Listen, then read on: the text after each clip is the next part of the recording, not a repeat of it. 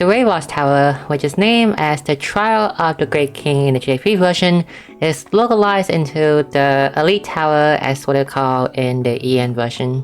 So what the Elite Tower is that there's one big giant boss that has a lot of HP, and you had to beat the boss like in a Ray Boss style.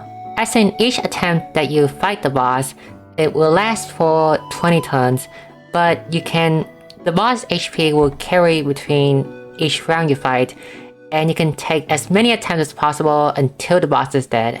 But in order to get the full rubies reward, you need to beat the boss in 3 rounds, so you have a total of 60 turns split into 3 different teams to beat the boss.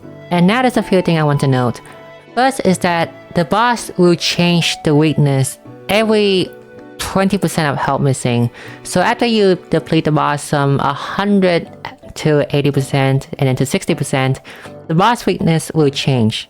Every time the boss is recovered from break, it will gain full more shield permanently until the next round starts. So you cannot just break the boss carelessly, you have to plan carefully so you can deal as much damage as possible.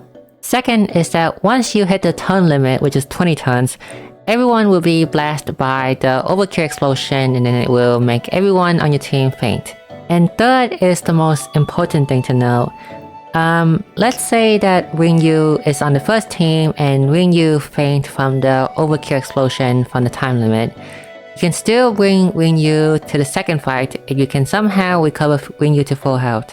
And when I mean return a character to full health, it's like in a normal tower, when your character faint, you can use that healing option where you get once per week, you get a free heal for everyone on your team, or you can also use one of the potion items that the game gives to you. So if you have the necessary item to revive a unit, then you can bring Yu to all 3 fights if you want to.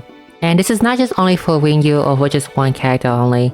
If you want to bring the exact same team, the exact same 8 member to the second fight, you can do that too, as long as you fully heal everyone. And also, if you don't mind waiting and you don't want to waste any potion for the revive, every week there will also be a free healing for your team for the Ray Boss Tower too. So you can try to beat the boss using the same team for all 3 fights by using the same team and using the healing option for free every week. So yes, even though it's 3 different fights, you do not need 24 members for this. But do note that the boss do change weakness, so you might have to change some of your DPS to fit the weakness of the boss. Oh, and also this Ray Boss Tower is only unlocked when you get to Bestow of All. So if you are not yet at Bestow of All, then you will not have access to this tower. Now as for the boss for the tower, even as of now in JP, there is only 4 boss existing right now, and they will release slowly by patch and by patch. So for EN currently, you will only get the first boss, which is the Wolf.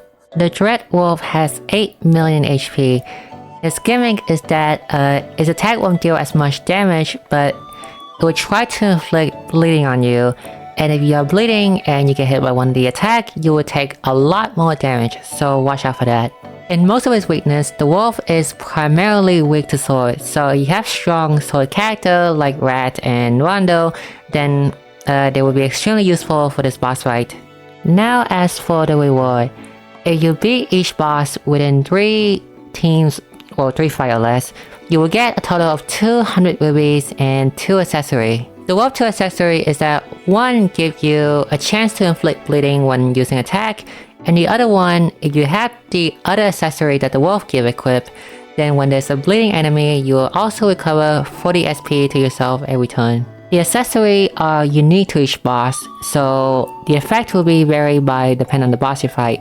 But for the Wolf, the accessory for the Wolf isn't that great, but it's nice to have though. But do not worry, because for the next 3 boss, all of the accessory is really strong, so look forward to that. Other than that, beating the boss will also give you some fragments that you can exchange, mostly for either Wisdom Orb, or Void Dust, or just some leaves. And that's it for the Elite Tower. As for how hard to fight this, I would say it's like Arena. If you are someone that can already beat Yanlong and Largo, then this fight, the Wolf, will not also be a problem for you, so do not worry. And lastly, I made this video a while back and I think it's appropriate to bring this back now. もう迷いません。邪悪を焼き尽くせ。邪悪を焼き尽くせ。 Nope.